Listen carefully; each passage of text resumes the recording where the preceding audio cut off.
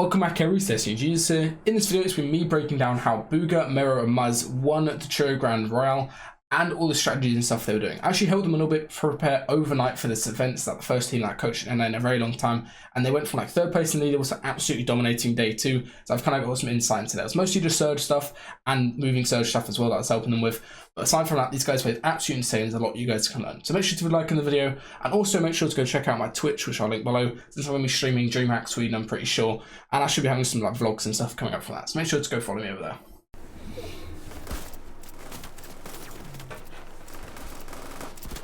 Good rotate. Could they have done anything different there? Like, you just don't want to be late here because then you end up like a scuffler, you know?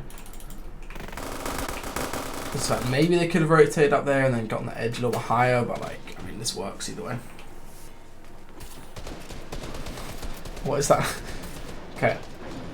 Nice pad. Good timing as well. You see how that timing, it's not like, they're not early, but they're like going with everyone else. You see how everyone else is just like getting focused and building for them, so they can just choose who's leading. It's pretty right here. He just chooses a good spot, turns out for his teammates, goes out a few layers. Also metal this whole time. Okay, this is good. Getting ready for rotate. At this point, if you don't need surge, you should just 100% focus on having a clean rotate right here. That's what Bugha does. This is really nice as well. So he goes out a few times. He goes out underneath that tarp. That team's not going to look for them because they need to rotate as well. And they get a really free pad. His team's too tank a bit of storm. Good tips. Good double dip. No, that's definitely not a play. Thing is though, if you're mats on wraps at this point and all three of you are alive, like you can always get something. What is that 08 gold kid? What the fuck is he doing? You can always get something done if you're alive together at this end.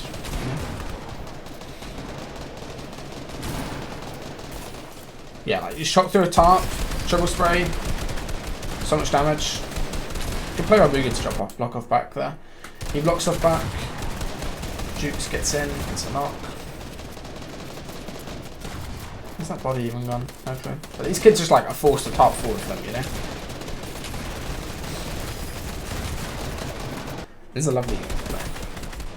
They're looking in the wrong spot here. Where Dukezz was looking was the correct spot. If they did that properly a little bit earlier.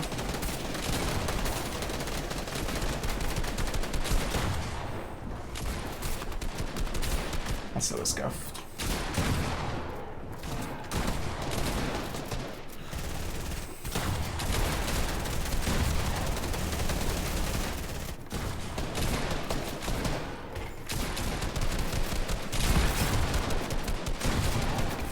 Nice.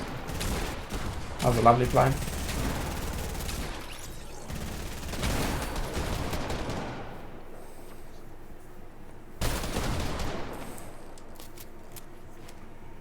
Mute up. Mute up, bro. Don't agree with big pot there. Actually, do they only have one med kit? Okay, yeah. Gives med kit to Dukezz play off. That's good. This is almost a Bugha milk. Can't remember I saw this.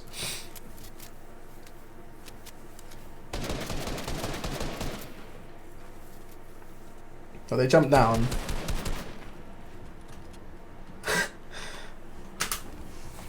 But Mero's just the best player of all time. Do they win this without Mero doing this? I think so. What the fuck is AV doing, bro? Bro, AV's like very good and he's been performing recently, you know? But like, what the fuck is this play? Look at this play he's got. He's got medkit. He's got lots of builds. He can maybe like pre-pop a medkit and then go for the 1v1 at the end. But look what he does. He goes out in Storm for that Siphon, which like isn't his. That's not his Siphon, you know what I mean? Because Bugha died to someone else in the feed, didn't he? And Mero's just a goat, so he kills AB. Max damage that kid. Lovely stuff. Alright, this is a good spot, first home spot. Brick you can refarm. One big thing is like, as zone is coming in like here, so many teams would make the mistake of rotating in. And as soon as you rotate in, alright, let me explain this. Because they actually did it in day one, is what the fuck? Like as soon as you rotate out of this spot, you basically put yourself in a spot where you can like obviously get tagged and shit by these people, but like there's like 3 or 4 teams in risky who are all like sharing the tags, if that makes sense. And you obviously have to trade with each other, but you just share the tags. But if you stay here, you're like the only ones able to get these tags on people rotating past, and then these guys get no tags. So when you rotate in a little bit later, you don't actually have to go in there. You can maybe go wide, or you just go in with way more tags than them. So yeah, now mats aren't as important as Surge, because you can have the best mats and still die Surge. 300 above, they build in like a little bit, get to a decent spot, not a box. Just chilling, you know, like this is good. 270 above, no issues with Surge at all. Whereas Cented's team, Thatcher's, I don't know, Thatcher's just terrible at Surge. Center's team good on Surge? 100 above, okay. Pretty decent stuff. Yeah, they got a kill from as well. Lovely stuff. Edge third again, good Surge, chilling, you know. Still decent mats as well. In trios, you have a lot more mats than you think. I mean, in duos, where Surge isn't as high of a threshold, and your mats are reduced, that you only have 3k mats, this kind of play style isn't the best. These kids pad in for them, that's nice of them. This is nice as well. A lot of teams make the mistake of just hitting a pad insta, but waiting for the timing on the pad is very important. Look at that timing they get. You see he waits just for this team when they rights pad? So there's 2 people in the air. Just literally just halves the chance of you dying out the air, basically. Only 20 above. They didn't really get any tags when they were there at that other spot. 20 above on 69 people Surge. I have team predators that kills them for as well. That's unlucky. So laggy at this point. I think they should have invested more mats into this base. This base is a little bit shocking. Jukes dies to the same thing. He's just getting shot around a corner. They have no clue how they killed Jukes there, by the way. Otherwise they would have got first. I think there's even when Queasy went off in CS like a few seasons ago. This is a good play by him. Is it a good play? Yeah, it takes 3 ticks to get the pad. That's fine. 2 ticks actually. Even when Queasy went off in CS, I was over them. Their Surge strats weren't as refined as like a top 5 team nowadays. It was basically they would just go and take like Spire, or they would just have a car rotate planned out, and they'd go and take a spot and then get tags from there. Like now, you just have to be a lot more diligent on it. And even so many teams with really good coaches, like Cented's team, right? Triple KBM landing at the most broken spot for AR ammo, like a very mid-map POI as well. It's like, technically on paper, it's like one of the best POIs, right? I would say Lazy's probably the best POI on paper, you know? Mid-map, you get 500 AR each, you've got the best heals each, you get loads of pads. Even them are dying Surge, and they've got a really good coach with Sven, so that's pretty much it. Whenever you do that pre-edit play there from below, make sure you look at the correct part of the wall. You have to like have a very specific crosshair placement. He did it first time there, which a lot of pros even mess up on. Good refresh, they needed that. As soon as they get that refresh, they stick together. Nice stuff by Jukes. What's Billy doing, bro? Just goes down. It's just time. Whenever you get just time like that, you need to make sure you box immediately. So many people, they like spend time trying to tarp rather than just getting into a box.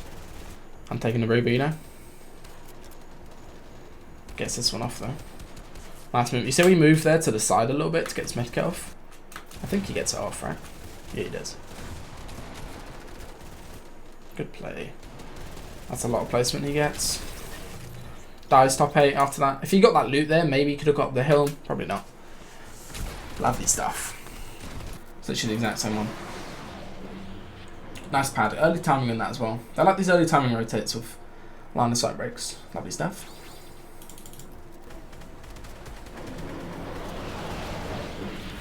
Good layer drop. Gets into a full tarp. Lovely stuff.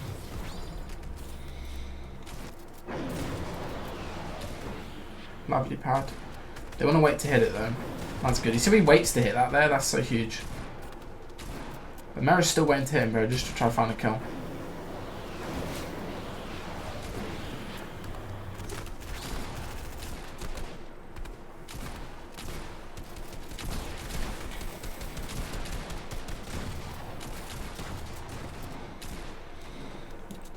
No, this is so important. Just like all triple staying alive endgame. And just being able to do shit as a trio, you know?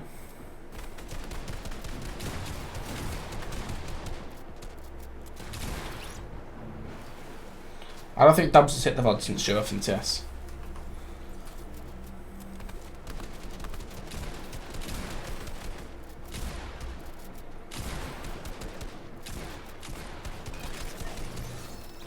Let's try. Damn, come on, popped off right now. Beautiful. Dead centre third. They go up in the metal box. Mountain go a little bit elevated. Lovely stuff. No offense. Cool. They elevate. This is actually a really smart play. I think this is like an underrated play. Just going back to your old base and leaving this one. Just super well elevated. Good layering. You never want to be one off while you're just like single floor tarping, you know. Swaps to placing cones down, so it's always like it's near zone. You want to make sure you where your teammates are going to be going for refreshers, you cone it a little bit occasionally, you know. Just a little bit safer. Zone pulls far. As soon as zone pulls far, hits the stair top. Lovely stuff. Beautiful tarp, man. It's just what being centre third does. Such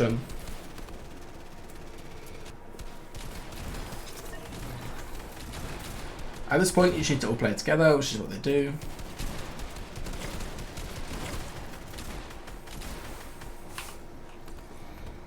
Oh my god, Mero just got a fat refresh. Jesus Christ. Pre-tournament? Yeah, I don't think live coaching is good for trios. I mean, it can work, but like, should have played medkit maybe. I think medkit would have been the play there, right? He plays medkit while up top.